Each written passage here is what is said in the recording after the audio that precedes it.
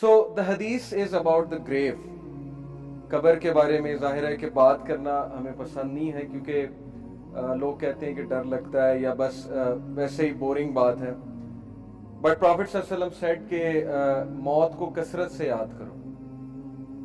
اس کی وجہ یہ ہے کہ انسان جب موت کو بھول جاتا ہے، جو کہ ایک بہت بڑی حقیقت ہے، ایک اٹل حقیقت ہے، سب مانتے ہیں، ایون کوئی ایتھیسٹ بھی ہو وہ بھی یہ مانتا ہے کہ وی ہیو ٹو ڈائی.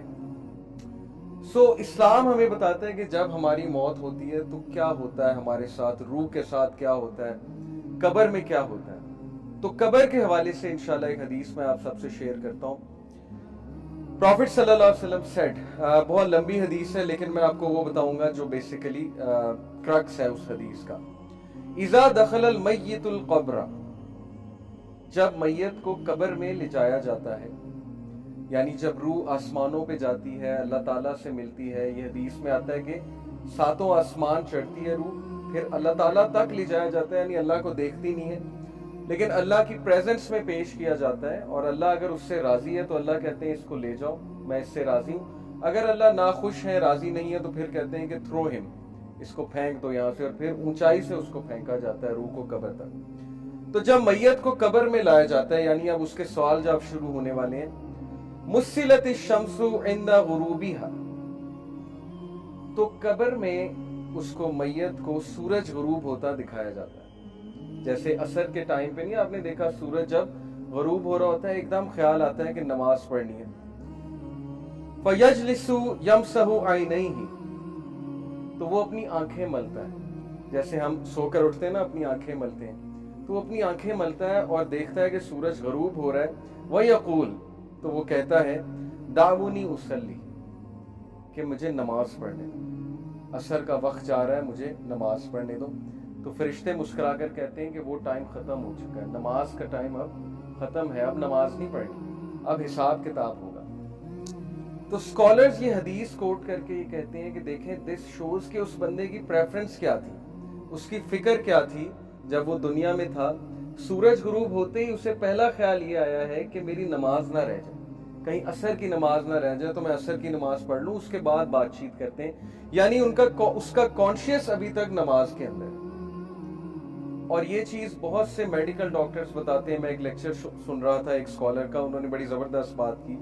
انہوں نے کہا کہ میں نے بہت سے ڈاکٹرز کو لیکچرز دیے ہیں، ڈاکٹرز میری محفل میں آتے ہیں، تو ڈاکٹرز نے مجھے خود بتایا ہے کہ جو لاسٹ کانشیسنیس میں بندے کی چیز ہوتی ہے نا، جو اس نے سب سے زیادہ دنیا میں کی ہوتی ہے، ڈیتھ کے ٹائم پہ وہی چیز نکلتی ہے. اور واللہ اس نے خود بتایا، ڈاکٹرز نے خود بتایا کہ کچھ جو مریض ہوتے ہیں وہ گانے گا رہے ہوتے ہیں، یعنی at the time of death گانوں کے لیرکس نکل رہے ہوتے ہیں.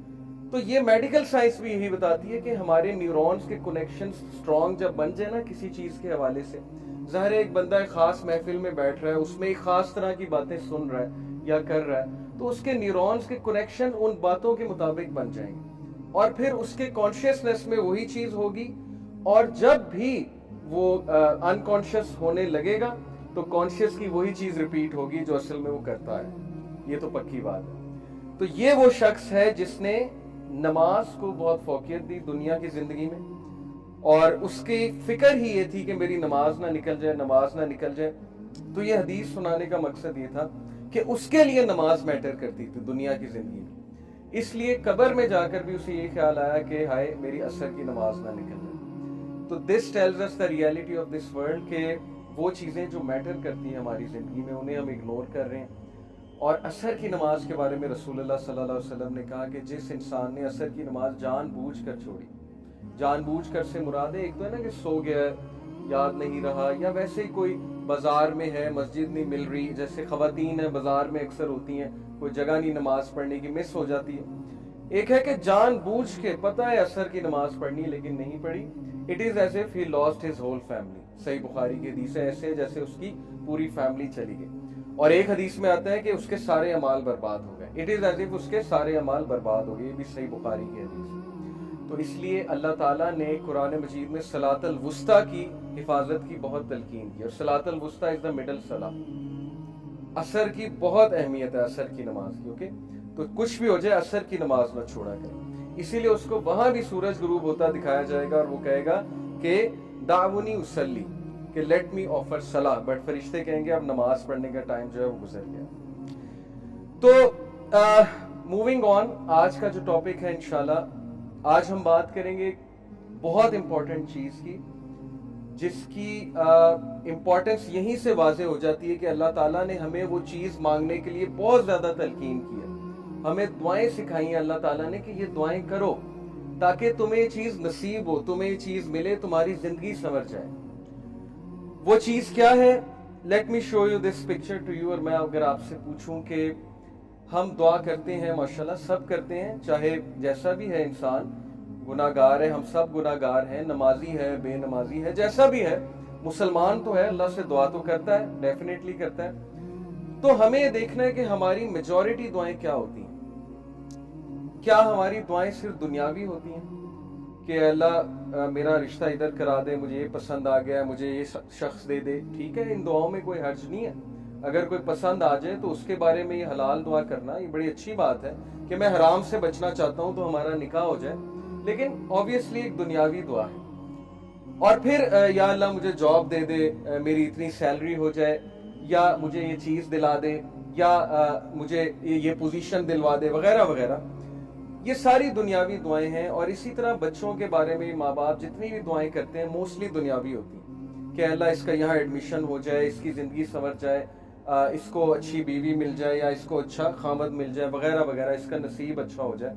حرج کوئی نہیں ہے, میں یہ نہیں کہہ رہا کہ یہ دعائیں غلط ہیں, بالکل کرنی چاہیے. لیکن کتنے پرسنٹ ہماری دعاؤں کا حصہ اس بارے میں ہوتا ہے کہ یا اللہ مجھے ہدایت دے دے, یا اللہ کل مجھے موت آئے تو سجدے میں آئے, یا اللہ کل مجھے موت آئے تو ہدایت پہ موت آئے, یا اللہ مجھے نبی صلی اللہ علیہ وسلم کی کمپنی نصیب فرما جنت میں, یا اللہ میں موسیٰ علیہ السلام سے ملنا چاہتا ہوں تو مجھے ان کی کمپنی نصیب فرما, یا کسی صحابی کے گھر کے قریب مجھے گھر دے جنت میں. یو انڈرسٹینڈنگ نا کہ دعاؤں کا پیراڈائم ہی شفٹ ہو گیا ہے. دنیاوی تو ہیں ہی, لیکن وہ دعائیں جو ایکچولی میٹر کرتی ہیں, جیسے ابراہیم علیہ السلام کی آپ دعا چیک کریں اور ان کا ویژن چیک کریں. کیا مانگا اللہ سے کہ ربی جعلنی مقیم الصلاۃ ومن ذریتی ربنا وتقبل دعا ربنا اغفر لی ولوالدی وللمؤمنین یوم یقوم الحساب, کہ اے میرے رب میری اولاد کو نماز پر مقیم رکھی. یعنی اپنے لیے بھی دعا کی, اولاد کے لیے, اور اولاد سے مراد پتہ نہیں پشتوں کی پشتیں, کہ میری پشتوں میں سے بے نمازی کوئی نہ آئے. ویژن چیک کریں. ہم تو مانگتے ہیں نا بچے کے لیے جاب مانگتے ہیں, ٹھیک ہے, اچھی بات ہے, بچہ اب جاب پہ لگے, بہت اچھی یونیورسٹی میں جائے, پڑھے, لیکن اتنی دعا, یہ دعا کتنے لوگ کرتے ہیں کہ اللہ میری اولاد اور میری پشتوں میں سے بے نمازی کوئی نہ آئے. نمازی بنانا سب کو, اپنا فرما بردار بنانا, عبادت گزار بنانا. ربی جعلنی مقیم الصلاۃ ومن ذریتی ربنا وتقبل دعا, اے میرے رب میری دعا قبول فرمانا. ربنا اغفر لی ولوالدی وللمؤمنین, اے میرے رب مجھے معاف کرنا, میرے والدین کو معاف کرنا, اور مومنین کو جو آنے والے ان کو معاف کرنا. یوم یقوم الحساب, اور اس دن ہمارا حساب آسان لینا. دس از ویژن. یہ ہوتی ہے لیڈرشپ, اور یہ ہوتا ہے ایک لیڈر کی دعا کہ کتنے ویژن کے ساتھ کتنی براڈ دعا کر رہے ہیں.